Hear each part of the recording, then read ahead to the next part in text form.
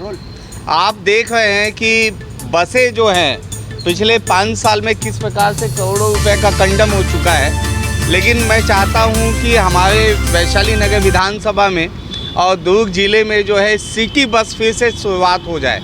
इसके लिए मैंने परिवहन केंद्रीय मंत्री नितिन गडकरी जी को मैंने पत्र लिखा था और खुशी का विषय ये है कि 50 इलेक्ट्रिक बस हमें भिलाई को मिला है और वैशाली नगर विधानसभा के अलग अलग वार्डों में भी इसका रूट तय होगा।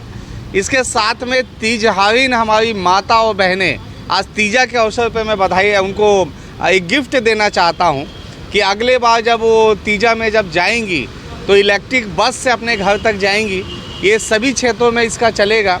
7 करोड़ रुपए के लगभग अभी पहले स्थिति में हमें सैंक्शन हुआ है, जिसमें हम रुआ बांधा से इलेक्ट्रिक बस को चार्ज करने के लिए रुआ बांधा से हम बिजली लेंगे, साथ में सीसी रोड के लिए और डी मार्ट के पास के सामने में बाईपास रोड पे हम वहाँ पे डिपो तैयार कर रहे हैं जहाँ पे बस जो है वो चार्ज होगा। तो ये पूरा विषय जो है सिटी बस इलेक्ट्रिक बस जो प्रारंभ होने वाला है और जो मैं अपनी माता और बहनों को जो सौगात देने वाला हूँ उस विषय पे मैं आपको जानकारी दे रहा हूँ। और ये जो है 6 महीना लगभग लगेगा इसे चालू होने में, क्योंकि प्रोसेस चालू हो चुका है और हमें स्वीकृति भी मिल चुका है।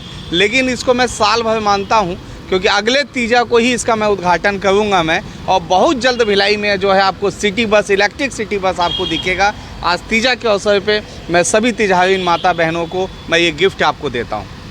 इलेक्ट्रिक बस से कहीं ना कहीं किराया कम होगा, इलेक्ट्रिक बस से जो प्रदूषण है उसमें भारी कमी आएगी और इलेक्ट्रिक बस से जो है आपको यात्रा में भी अच्छा होगा।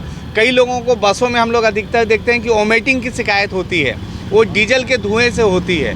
तो इलेक्ट्रिक बस में ये सारी जो कमी है, जो ये सब जो होता है वो सब नहीं होगा, तो बड़ी राहत मिलने वाली है।